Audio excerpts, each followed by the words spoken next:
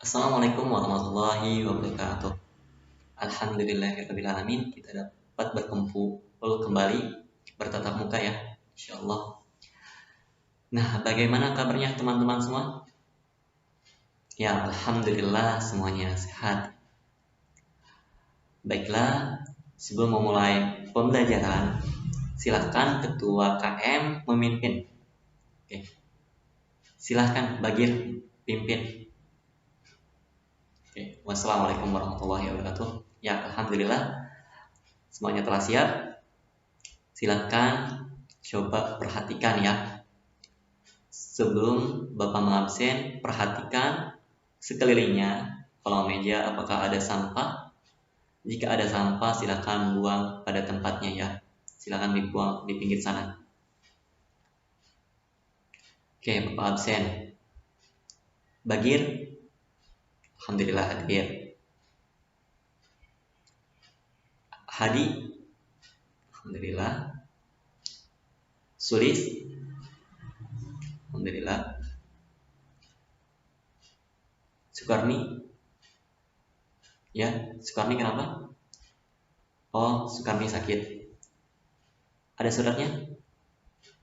Ya, alhamdulillah ada. Oke, ya benar, sakit. Ya, alhamdulillah semuanya telah hadir ya, kecuali Sukarni sakit. Baiklah. Sekarang sudah siap belum belajar? Bapak tes ya. Ketika Bapak bilang pagi, tepuk tangan 1 kali. Siang 2 kali. Sore 3 kali. Malam, malam waktunya tidur. Oke. Silakan. Pagi. Oke, masih kompak. Siang. Masih malam. Ya, ada yang belum konsentrasi. Baiklah. Coba sekali lagi. Pagi. Malam. Oh, masih ternyata. Oke, coba. Malam. Ya, alhamdulillah semuanya telah konsentrasi.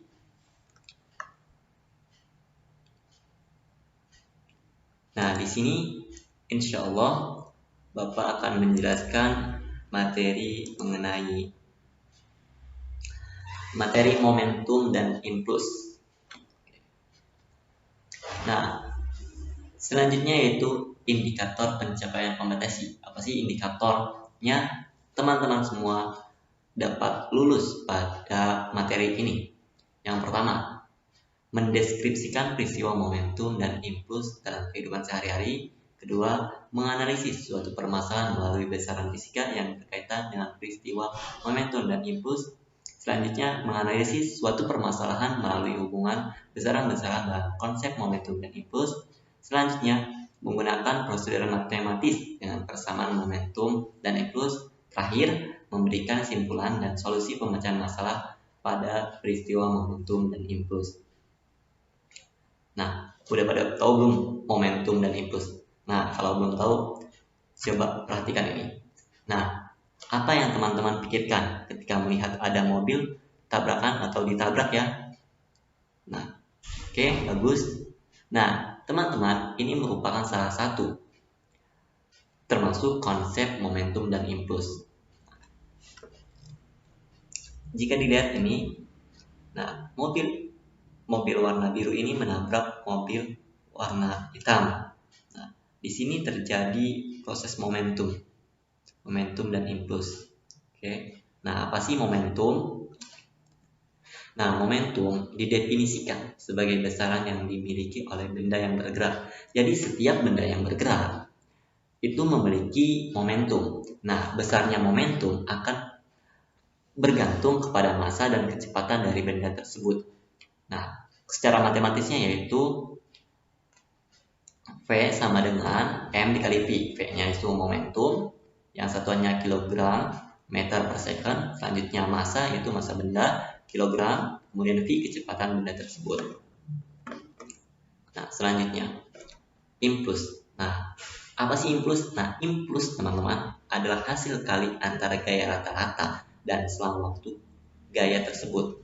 Nah, dirumuskan I sama dengan F dikali delta T. Nah, gaya yang bekerja kemudian dibagi selang waktu. waktu akhir dikurangi waktu awal. Seperti itu. Impulsnya satuannya N kali S, kemudian gaya kontak N selang waktu S. Nah, sekarang hubungan momentum dan impuls. Nah, hubungan momentum dan impuls adalah impuls yang dihasilkan oleh suatu benda sama dengan perubahan momentum yang dialami benda tersebut. Nah, secara matematisnya dinyatakan dengan persamaan seperti ini. I sama dengan delta P. Delta P itu adalah momentum. Jadi, P1 dikurangi V0. Nah, selanjutnya ada aplikasi konsep momentum dan impuls. Kalau kita nih, kan helm ya.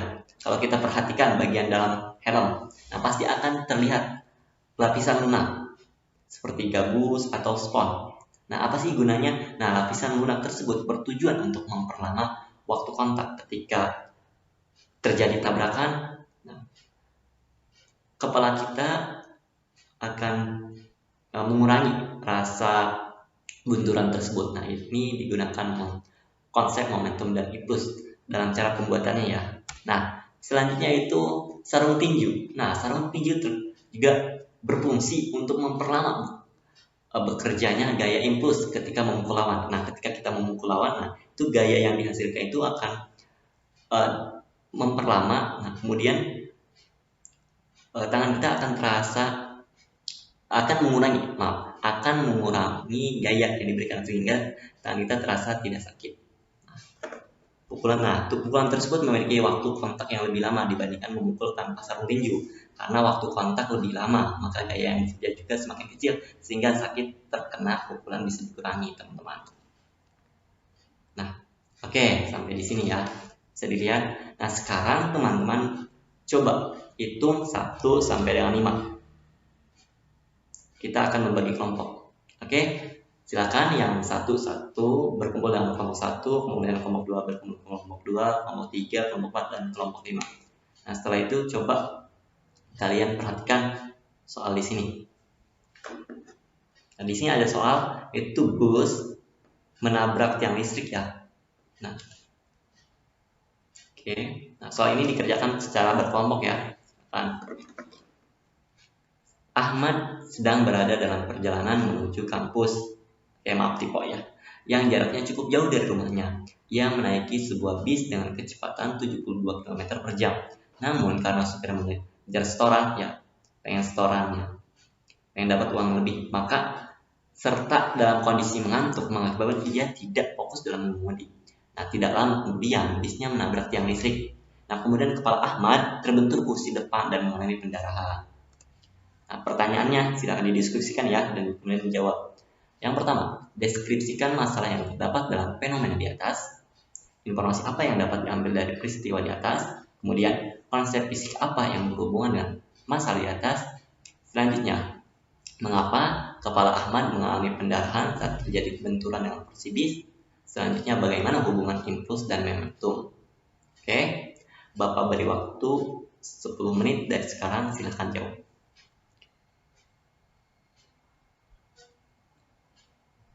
Nah, alhamdulillah sudah selesai. Oh, masih ada belum? Oke, Bapak tunggu.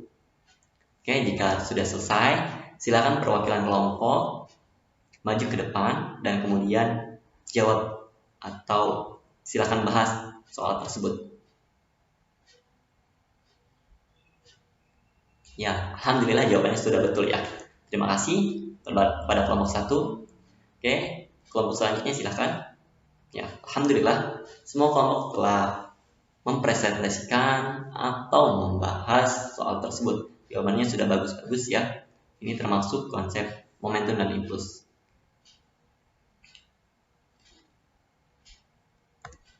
Nah, selanjutnya ya, kita coba mengadakan refleksi atau kesimpulan dari teman-teman semua. Oke, coba Bapak berikan waktu untuk menyimpulkan apa sih materi sekarang, kesimpulan momentum dan impuls. Oke, dipersilahkan. Oke, silahkan Bagir. Oke, sudah bagus. Oke, Sulis mau? Oke, silahkan Sulis. Oke, alhamdulillah. Nah, kesimpulannya bagus-bagus. Oke, Bapak simpulkan ya. Jadi momentum itu teman-teman hasil gaya antara massa dengan kecepatan. Dengan impuls adalah gaya rata-rata dikali dengan selang waktu, seperti itu. Contoh aplikasinya yaitu helm tadi, sarung tinju, dan kemudian lain matras juga termasuk ya, matras dan yang lain. Oke.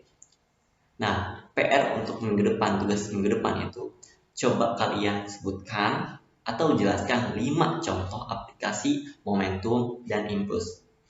Oke. Kemudian contoh yang ada di buku teman-teman silahkan dikerjakan ya. Oke. Terima kasih dari Bapak. Ada yang sampai di sini? Ada yang mau ditanyakan? Oke. Jika tidak ada, Bapak tutup. Wassalamualaikum warahmatullahi wabarakatuh. Jaga kesehatannya masing-masing. Terima kasih.